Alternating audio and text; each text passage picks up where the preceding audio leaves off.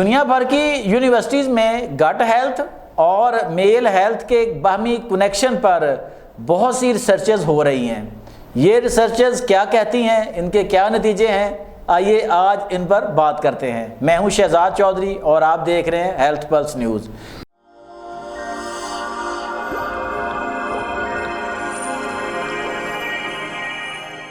میرے ساتھ اسٹوڈیو میں معروف طبی معالج حکیم سید مشرف علی زیدی موجود ہیں. آئیے ان سے اس اہم ترین ٹاپک پر بات کرتے ہیں. السلام علیکم حکیم صاحب. وعلیکم السلام ورحمۃ اللہ. کیسے ہیں آپ, خیریت سے ہیں جی؟ جی الحمدللہ جی بالکل. حکیم صاحب, گٹ ہیلتھ جو ہے اس کو جو ہے جدید سائنس میں سیکنڈ برین تک اب کہا جا رہا ہے. اس کا اور جو میل ہیلتھ ہے اس کا آپس میں جو تعلق ہے اس پر ریسرچ ہو رہی ہے.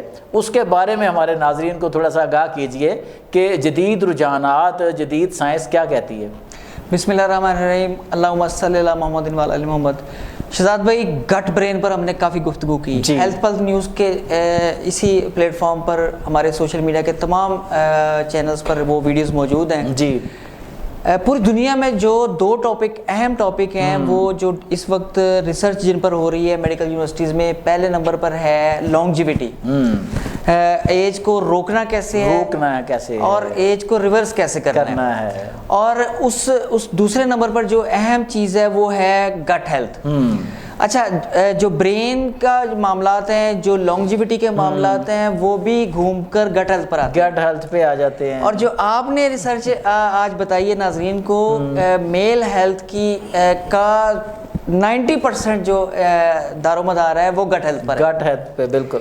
اچھا, گٹ ہیلتھ اگر بہتر ہے, میں تو اکثر کہتا ہوں گٹ ہیلتھ ہی ہیلتھ ہے. اچھا, اگر گٹ ہیلتھ بہتر ہے تو تب ہی میل ہیلتھ بہتر ہوگی, اور اوور آل ہیلتھ بھی جو ہے اوور آل ہیلتھ بھی بہتر ہوگی. اچھا شہزاد بھائی, ناظرین کے لیے بتاتے چلیں, اب ویسے تو جتنی ہم ایجوکیشن اس چینل پر دے رہے ہیں, اویئرنیس دے رہے ہیں, تو ہمارے اس چینل کے ناظرین کو سمجھ آ گئی ہوگی کہ گٹ جو ہے, گٹ ہیلتھ کا جب ہم بات کرتے ہیں یا گٹ کی بات کرتے ہیں تو اس میں میدا, چھوٹی آنت, بڑی آنت اور یہ پورا سسٹم ہوتا ہے. جی بالکل. جب ہم گٹ برین کنیکشن کی بات کرتے ہیں تو اس میں اعصاب بھی شامل ہو جاتے ہیں, اور جب ہم گٹ میل ہیلتھ کی بات کرتے ہیں, گٹ ہیلتھ اور میل ہیلتھ کی بات کرتے ہیں تو اس میں وہ والے سارے آرگنز آ جاتے ہیں جو میل ہیلتھ سے ریلیٹڈ ہیں, اور جو وظیفہ زوجیت ادا کرتے وقت استعمال ہوتے ہیں, میل میں بھی اور فیمیل میں بھی. جی, لیکن کیونکہ آج کا ٹاپک ہمارا میل ہیلتھ کا ہے, تو ناظرین اگر آپ کو قبض رہتی ہے, گیس رہتی ہے, کھٹی ڈکاریں آتی ہیں, تذابیت ہوتی ہے, کھانا صحیح طرح سے ہضم نہیں ہوتا, آپ کا سٹول پاس نہیں ہوتا ہیلدی وے سے, نہ بہت زیادہ سالڈ نہ بہت زیادہ نرم, سیمی سالڈ اور بند کے پخانا اگر نہیں آتا تو سمجھے آپ مردانہ کمزوری کا شکار ہو چکے ہیں. اچھا, آج نہیں تو کل ہو جائیں گے, خدا نہ خواستہ. ہمارے اکابرین نے ہمیں بتایا تھا کہ میدا جو ہے, ہمارا سٹمک جو ہے, یہ صحت کا بھی گڑھ یہی ہے اور بیماریوں کا گڑھ بھی یہی ہے. یعنی کہ اچھی صحت اور بری صحت دونوں کا مرکز ایک ہی ہے. اگر ہاضمہ کمزور ہو, اگر غذا صحیح طور پہ ہضم نہ ہو, اگر جسم میں غذا ہضم ہونے کے بعد غذائیت پوری طرح سے نہیں پہنچ رہی تو سمجھیں بندہ مردانہ کمزوری کا شکار ہو جائے گا. سیدھی سی بات ہے. اسی طرح غذا ہضم ہونے کے بعد یا پور ہضم ہے اور اس کے سارے اجزاء جو ہے پوری باڈی کو نہیں مل رہے, ہاں جی, تو ہارمون امبیلنس ہو جائے گا. جی, ہارمون امبیلنس ہوا تو سمجھے میل ہیلتھ ڈسٹرب ہو گئی, بندے کی ٹائمنگ خراب ہو جائے گی, مطلب وہ وظیفہ زوجت ادا نہیں پراپر کر سکے گا, یا تو وہ کر ہی نہیں سکے گا, یا کرے گا تو بہت جلدی ڈسچارج ہو جائے گا. جی, شہوت کی کمی ہو جائے گی اس کو, اور بڑی عمر میں بھی جریان ہو جائے گا. اچھا, اگر معدہ خراب ہے, گیسز ہیں, کانسٹیپیشن ہے, تو ایک بڑی عمر کا بلکہ ادھیڑ عمر کا جوان مرد بھی جو ہے وہ بھی جریان کا شکار ہو جاتا ہے. اچھا, اور ایون کہ اگر معدہ زیادہ دیر ڈسٹرب رہے تو وہ اطلام کا شکار بھی ہو جاتا ہے, اور اگر معدہ بہت زیادہ ڈسٹرب رہے تو صورت انزال بھی شروع ہو جاتا ہے. اچھا, جو معدہ خراب ہے تو سمجھیں پورا جسم خراب ہے, پورا جسم اگر خراب ہے تو آپ کی میل ہیلتھ کیسے ٹھیک ہو سکتی ہے؟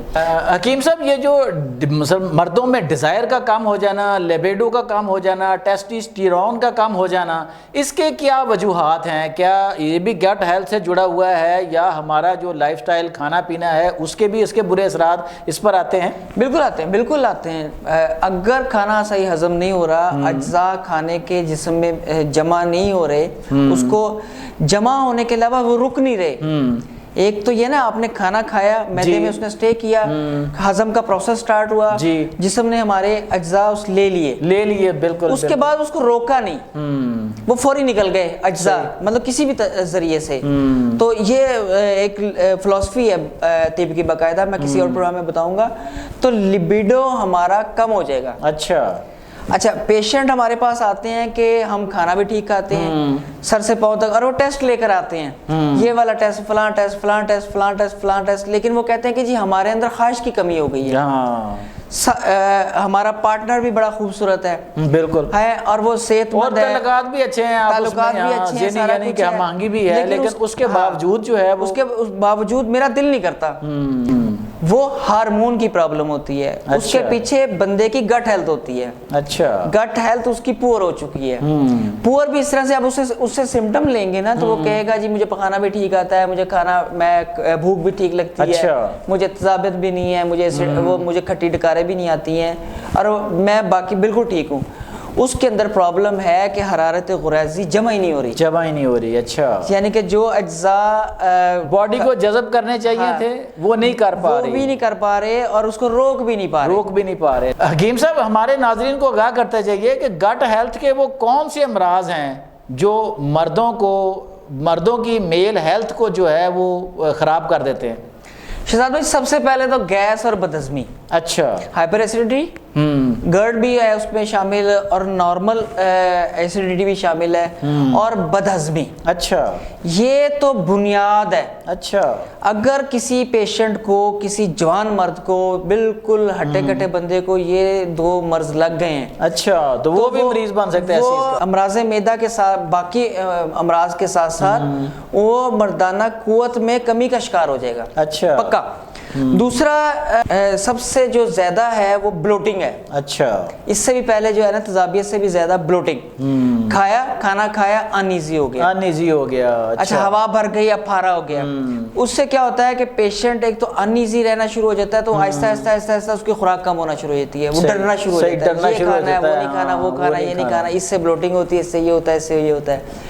اور دوسرا, جب وہ کم کھانا شروع ہوگا تو جو باڈی کو پراپر نیوٹریشن چاہیے وہ نہیں ملے گی, تو وہ آہستہ آہستہ باقی باڈی بھی ویک ہوگی, تو وہ خود بخود مردانہ قوت میں کمی کا شکار ہو جائے گا. اس کے علاوہ سب سے خطرناک چیز ہے قبض. اچھا, جو پیشنٹ کانسٹیپیشن کا شکار ہوگا, اس ہیلتھ پلس نیوز کے ہی ایک پروگرام میں ہم نے بڑا تفصیل سے بتایا ہوا ہے کہ اگر آپ کو کانسٹیپیشن ہے تو آپ سمجھیں کہ آپ جریان کا, اطلام کا, صورت انزال کا, ٹائمنگ میں کمی کا, اور شہوت میں کمی کا شکار ہو گئے ہیں.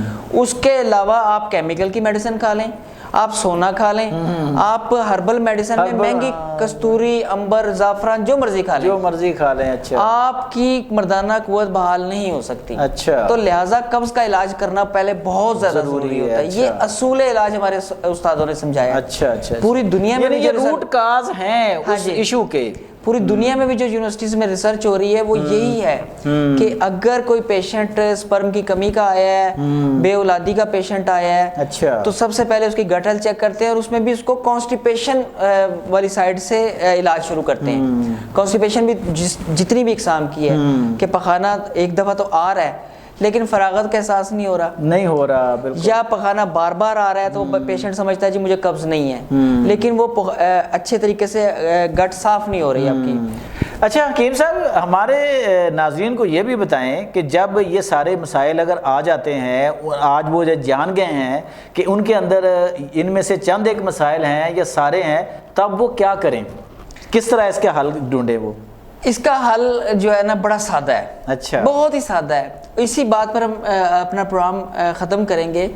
ناظرین نوٹ کر لیں. جی شہزاد بھائی, اعصابی کمزوری کا مطلب ہے مردانہ کمزوری.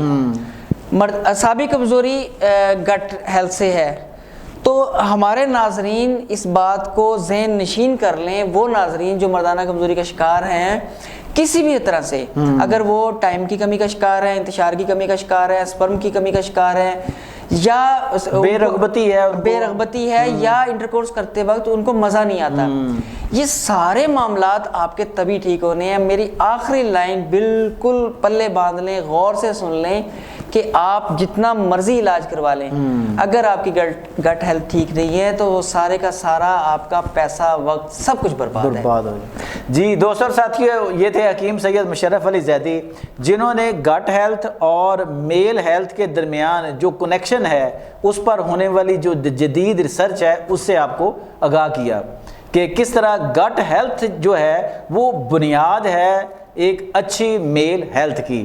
اگر آپ چاہتے ہیں کہ آپ کی میل ہیلتھ اچھی ہو تو اپنے گٹ ہیلتھ پر توجہ دیں، اور جو مشورہ جات آپ کو دیے گئے ہیں، جو آپ کو واضح کیا گیا ہے اس پر عمل کریں تو یقینی طور پر آپ کی گٹ ہیلتھ اچھی ہوگی، اس سے آپ کی اوورآل ہیلتھ اور میل ہیلتھ انشاءاللہ بغیر کسی ٹانک کے، بغیر کسی کیمیکل ادویات کے بالکل ٹھیک ہو جائے گی اور آپ نارمل زندگی گزار سکیں گے۔ آج تک کے لیے اتنا ہی، مجھے اور اپنے مہمان سید مشرف علی زیدی کو اجازت دیجیے۔ اللہ نگہبان۔